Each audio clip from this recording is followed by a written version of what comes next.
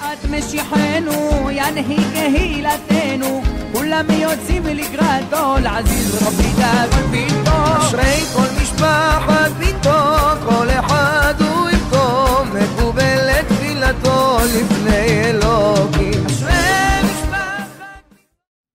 On a vu que Moshe Rabbeinu alav shalom, c'était l'un que Hachem a désigné, c'était l'un, le leader de Am Israël, Moshe Rabbeinu alav shalom.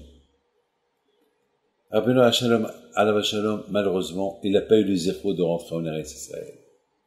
Et la question se pose, pourquoi Akash Baruch Hu n'a pas donné ce plaisir de rentrer en Israël?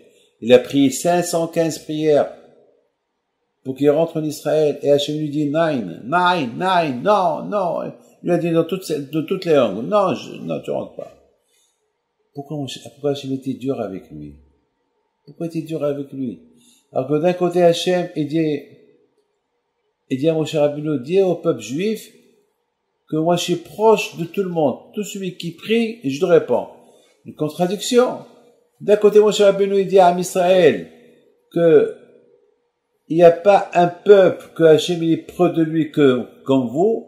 Et de l'autre côté, voilà, tout le monde a vu Moshe Rabbeinu, qu'il a prié 515 prières, et malheureusement, on voit que Hachem n'était pas proche de lui. Comment est-ce possible? Comment? De là, on voit la grandeur, et c'est ça la grandeur de Moshe Rabbeinu. Nous, on se pose cette question, mais pas lui. Quant à lui, il accepte. Il a dit, c'est Hachem, il a dit, ne rentre pas en Israël, il a des raisons.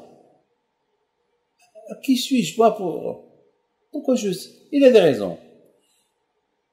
Et on a vu que Moshe Rabbeinu, il n'a pas ajouté un mot. Il y a beaucoup de gens, malheureusement, je vous raconte quelque chose de grave, hein. Il y a une femme qui n'arrive pas à avoir des enfants. Et tout le temps, elle prie, elle est partie chez tous les rabbinim, tout le monde. Jusqu'à un moment donné, elle s'est énervée. Elle a dit, elle est partie chez un grand tzaddik, je ne peux pas dire son nom.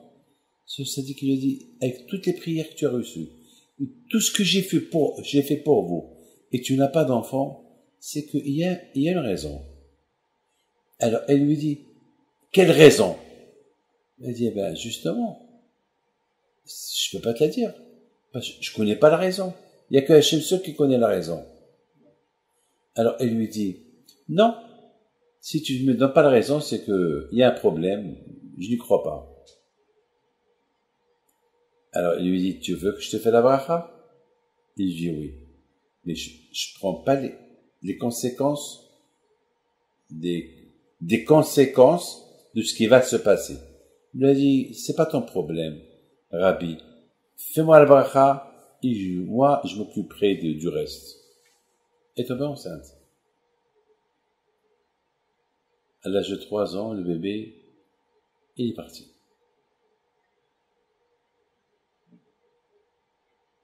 Elle est retombée enceinte. Le bébé, il est parti. Chaque fois, le bébé, il part. Et je crois qu'elle a commencé à prier à Hachem. Hachem, je veux pas aller contre ta volonté. Tu veux pas me donner des enfants, ne me les donne pas. 15 ans après le mariage, il a eu 3 bébés. Comme ça. Il a eu encore 2. En tout, il a eu 9.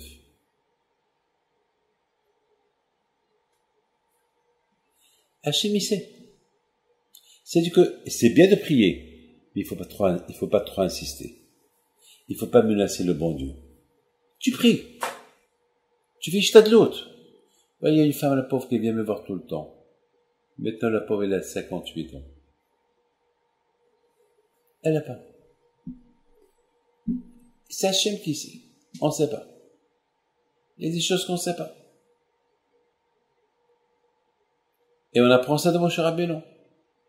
Il ne faut pas insister. Et c'est ça la grandeur de Moshe Rabbeinu. Parce que, est-ce que Moshe Rabbeinu, le pauvre, il voulait rentrer en Israël pour visiter Israël? Pour faire du tourisme? Non. Il voulait quoi? Il voulait faire les mitzvot.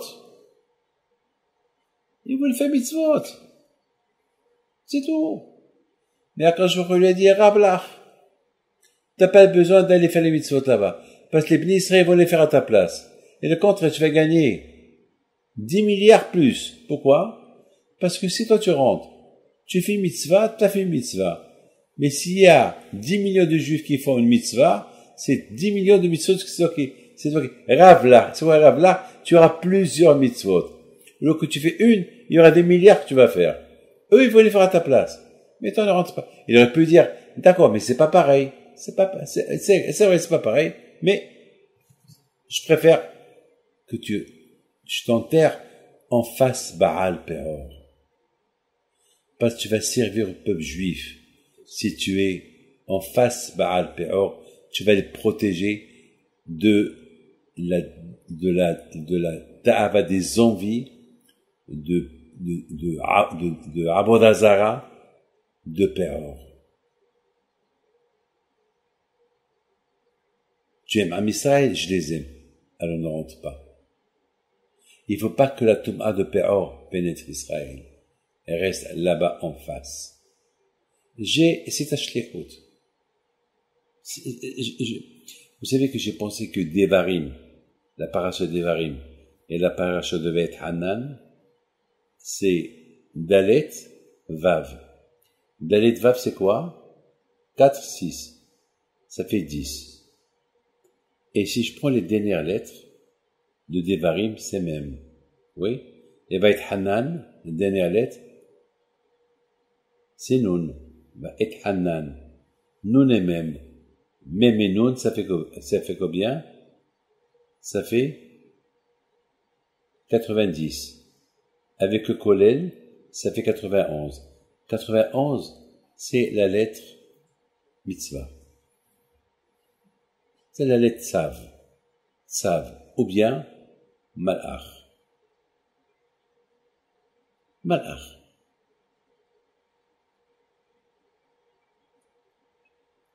C'est extraordinaire. C'est-à-dire que Malacha v'tzavelach. Quand je vois où il te protège, il t'envoie des malachim qui te protègent. Alors tu respectes les 10 commandements de la Torah, tu as respecté. Ça, c'est le message de Moshe Rabbeinu alav shalom avant de quitter ce monde.